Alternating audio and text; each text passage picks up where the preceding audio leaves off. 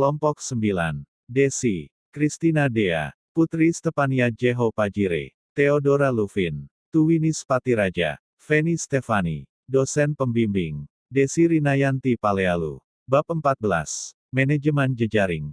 Apa itu manajemen jejaring? Manajemen jejaring adalah sebuah proses aktif dari membangun dan mengatur hubungan produktif, baik secara internal maupun eksternal perusahaan. B. Tindakan manajer untuk mengembangkan jaringan bisnisnya. Menurut McGeer, 2002, mengukur manajemen di dalam jaringan sulit karena alokasi sumber daya di dalam struktur jaringan bersifat cair, yaitu utilisasi dari perilaku manajemen bervariasi dari waktu ke waktu, juga dan tempat proyek atau program diberikan. Faktor yang membuat jejaring sangat penting. 1. Manajer dengan jejaring yang luas mendapatkan posisi pekerjaan dengan gaji lebih tinggi dibanding manajer berjejaring kecil. 2. Manajer dengan jejaring luas dan terdiversifikasi mendapat promosi lebih cepat pada usia muda. 3. Profesional yang menemukan lowongan kerja melalui kontak personal akan bekerja lebih baik. 4. Membangun jejaring kerja yang baik. 5. Hubungan yang dekat dengan konsumen. 6. Hubungan yang kuat dengan supplier. 7. Membangun hubungan, keahlian interpersonal, dan komunikasi. C. Mengembangkan jejaring bisnis dalam sebuah organisasi. Salah satu cara mengembangkan jejaring bisnis dalam sebuah organisasi adalah melakukan social computing, yaitu mengatur orang tidak dengan pendekatan klasik tetapi dengan menggunakan software dan Group Assisted Business Process Crown, 2010.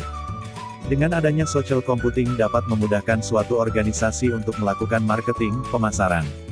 Secara tidak langsung dengan kita melakukan pemasaran yang baik akan terbangun sebuah learning relationship antara perusahaan dengan konsumen. D. Lingkungan jejaring sosial. 1. Structural social capital. Berfokus pada peran, jaringan, koneksi, dan subjek lainnya. 2. Relational social capital. Berfokus pada elemen dari kepercayaan, norma sosial, reputasi, dan identifikasi. 3. Cognitive social capital, berfokus pada konteks yang dibagi dan tujuan, seperti bahasa yang sama, nilai, lingkungan bersama, pengalaman sosial, pembagian tugas, cerita mengenal sejarah. E. Komunikasi sebagai elemen penting dalam mengembangkan jejaring. Menurut Hamilton, 2011, komunikasi adalah sebuah proses dari hubungan antar orang yang membagi pikiran, ide, dan perasaan satu dengan lainnya dengan cara-cara sama dan dapat dimengerti.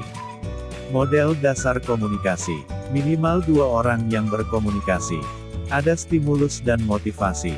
Proses decoding dan encoding. Frame of references. Kode. Channel. Feedback. Environment. Noise. F. Prinsip-prinsip jejaring. Hubungan adalah kebutuhan dasar manusia. Orang cenderung bersikap seperti yang diharapkan orang lain. Orang cenderung mengasosiasikan orang lain yang mirip dengannya. Interaksi yang berulang-ulang akan membangun kooperasi. Ini adalah dunia yang kecil. G. Hubungan interpersonal dalam mengembangkan jejaring. Beberapa cara yang dikemukakan Hamilton untuk mengembangkan dan menjaga sebuah hubungan, yaitu membuat harapan yang jelas. Kealamian hubungan timbal balik dari sebuah hubungan. Kepercayaan. H. Hambatan-hambatan dalam mengembangkan jejaring. Menurut Nur, 2008, terdapat beberapa hambatan yang dihadapi sebuah perusahaan, diantaranya ialah tidak ada tujuan dalam sebuah hubungan, tujuan yang membingungkan, tidak ada rencana dalam hubungan. I. Membangun hubungan dengan konsumen. Membangun customer relationships perlu berfokus pada strategi atau proses yang membantu mentransformasi perusahaan. Kepemimpinan dan komitmen dalam proses pemikiran seluruh organisasi. Beberapa alasan mengapa customer value harus selalu ditingkatkan, diantaranya yaitu semua konsumen di seluruh dunia dan di semua segi kehidupan ingin dilayani secara individual dan personal. Semakin lama sebuah bisnis akan semakin sederhana. J. Cara memecahkan masalah dalam jejaring. Beberapa langkah untuk memecahkan masalah di dalam jejaring, yaitu 1. Mendefinisikan masalah.